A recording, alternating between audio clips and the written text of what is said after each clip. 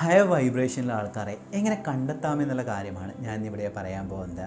ഈ പറയുന്ന ക്വാളിറ്റീസ് എല്ലാം തന്നെ നിങ്ങളുടെ ജീവിതത്തിലോ അല്ലെങ്കിൽ മറ്റുള്ളവരിലോ നിങ്ങൾ കാണുകയാണെങ്കിൽ മനസ്സിലാക്കിക്കൊള്ളുക, അവരെല്ലാം തന്നെ ഹയർ വൈബ്രേഷനിലെ ആൾക്കാരാണ് എന്നുള്ളതാണ്.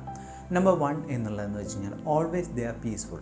അതായത് അവരെല്ലായ്പ്പോഴും തന്നെ പീസ്ഫുള്ളായിട്ട് അല്ലെങ്കിൽ സമാധാനത്തോടെ ഇരിക്കുന്നതായിട്ട് നിങ്ങൾക്ക് കാണാൻ സാധിക്കും. ഇപ്പോൾ അവരൊരു ചുറ്റും ആൾക്കാരുണ്ടെങ്കിൽ പോലും അവർ എപ്പോഴും സമാധാനത്തോടെ അല്ലെങ്കിൽ ശാന്തമായിട്ട് കൂടുതൽ സംസാരിക്കാതെ എല്ലാം തന്നെയാണ് ഇരിക്കുക. കാരണം എന്താണെന്ന് വെച്ച് കഴിഞ്ഞാൽ കൂടുതൽ സംസാരിക്കുന്നതനുസരിച്ച് നമ്മളെ വൈബ്രേഷൻ ലെവൽ ലോവർ ആകുകയാണ് ചെയ്യുക.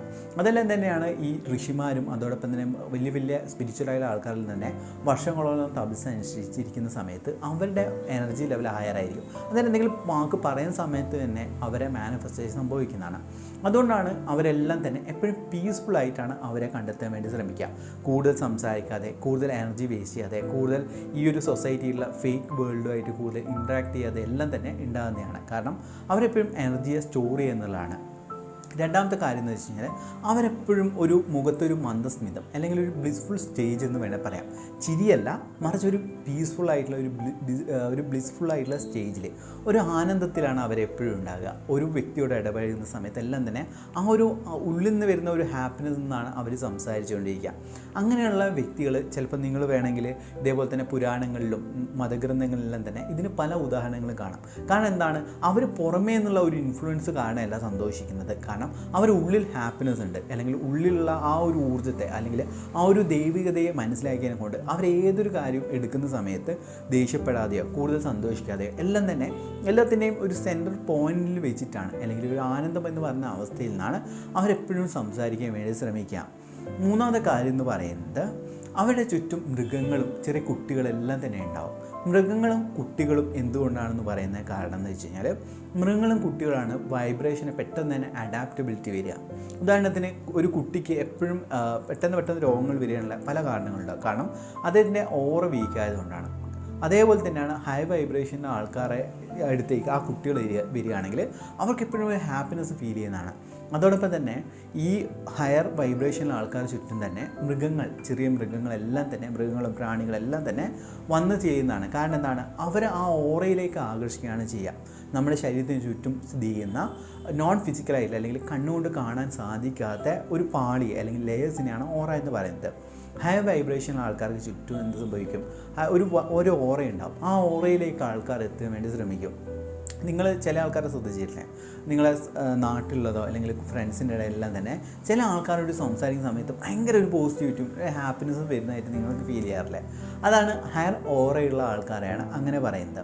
അതായത് നമ്മൾ ശ്രദ്ധിക്കേണ്ട കാര്യം എന്ന് വെച്ച് കഴിഞ്ഞാൽ ഹയർ ആയിട്ടുള്ള ആൾക്കാർ ചുറ്റും എന്ത് സംഭവിക്കും, ഇതേപോലെ മൃഗങ്ങളും കുട്ടികളെല്ലാം തന്നെ വരും. അതോടൊപ്പം തന്നെ ചുറ്റും ആൾക്കാരും ഉണ്ടാവും. ഈ രണ്ട് കാര്യങ്ങൾ മാത്രമല്ലാതെ ചുറ്റും ആൾക്കാരുണ്ടാവും. അതുകൊണ്ടാണ് വലിയ വലിയ സ്പിരിച്വൽ ഗുരുക്കറെ ചുറ്റും തന്നെ വലിയ രീതിയിലുള്ള ആൾക്കാർ വന്ന് ചേരുന്നില്ല. അല്ലെങ്കിൽ അത് സ്പിരിച്വൽ ലീഡറൊന്നും വേണം തന്നെ ഇല്ല, അല്ലെങ്കിൽ ഏതെങ്കിലും ഒരു ലീഡർ, പൊളിറ്റിക്കൽ ലീഡർ ആണെങ്കിലും അവരെ ഓർ അത്രയും അല്ലെങ്കിൽ എനർജി ലെവൽ അത്ര ആയാലാണെങ്കിൽ അവരെ ചുറ്റും ലക്ഷങ്ങൾ ആൾക്കാർ കൂടിച്ചേരുന്നതായിട്ട് നിങ്ങൾക്ക് കാണാൻ സാധിക്കുന്നതാണ്. നാലാമത്തെ കാര്യം എന്ന് വെച്ച് കഴിഞ്ഞാൽ അവർ ആഗ്രഹിക്കുന്നതോ അല്ലെങ്കിൽ അവർ പറയുന്ന കാര്യങ്ങളെല്ലാം തന്നെ പെട്ടെന്ന് തന്നെ സംഭവിക്കും. ഉദാഹരണത്തിന് ആ ഒരു ഹൈ വൈബ്രേഷൻ ആൾ എന്തെങ്കിലും നിങ്ങളോട് പറയാൻ അത് നടക്കുന്നു പറയുകയാണെങ്കിൽ പെട്ടെന്ന് തന്നെ നടക്കുന്നതായിട്ട് നിങ്ങൾക്ക് ഫീൽ ചെയ്യുന്നതാണ്, അല്ലെങ്കിൽ നിങ്ങൾക്കത് മനസ്സിലാക്കാൻ സാധിക്കുന്നതാണ്. കാരണം എന്താണ്, അവരെ വാക്കുകൾക്ക് വരെ അത്രയും എനർജി ഉണ്ട്. അതുകൊണ്ടാണ് ഹൈ വൈബ്രേഷൻ ആൾക്കാരെല്ലാം തന്നെ ഞാൻ മുന്നേ പറഞ്ഞതുപോലെ തന്നെ വളരെ സാവധാനത്തോടെ വളരെ ഊർജ്ജത്തോടെയാണ് അവർ സംസാരിക്കുക. അവർ സംസാരത്തിനെ കേൾക്കുന്ന സമയത്ത് നമുക്ക് കൃത്യമായ രീതിയിൽ മനസ്സിലാക്കാൻ സാധിക്കുന്നതാണ്. പിന്നെ അഞ്ചാമത്തെ പോയിൻ്റ് എന്ന് പറയുന്നത് അവരുടെ ഒരു പീസ്ഫുൾ സ്റ്റേജ് എന്ന് വെച്ച് കഴിഞ്ഞാൽ ഒരു വ്യക്തിക്കും അവരെ ഹേർട്ട് ചെയ്യാൻ സാധിക്കില്ല. ഇപ്പോൾ അവരോട് എന്തെങ്കിലും തെറി വിളിക്കാൻ ദേഷ്യപ്പെടാനെല്ലാം തന്നെ അവർ ഈ ചെവിയിൽ കേട്ടിട്ട് ഈ ചെവിയിലൂടെ പുറത്തേക്ക് വിടും. കാരണം എന്താണ്, അവരൊരിക്കലും തന്നെ മറ്റുള്ളവരെ ഇൻസൾട്ടും കാര്യങ്ങളും മറ്റുള്ളവർ നെഗറ്റിവിറ്റി ഒന്നും തന്നെ എടുക്കില്ല.